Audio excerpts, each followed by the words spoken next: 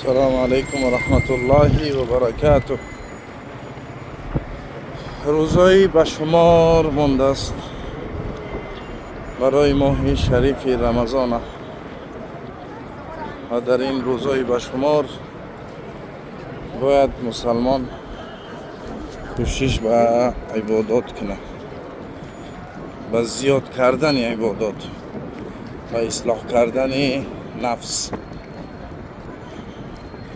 تا اینکه وقتی رمضان میدرویه مسلمان تیار باشه برای پیشروز گرفتنش. و ماه شریف رمضان بسیارتر به قرآن خواندن و شب زنده داری مسلمان باید کوشش کنه. در دیگر ماه ها اگر یک بار قرآن ختم کنه، در ماه شریف رمضان 2 بار 3 بار. این ماه از دیگر ماه ها فرق میکنه.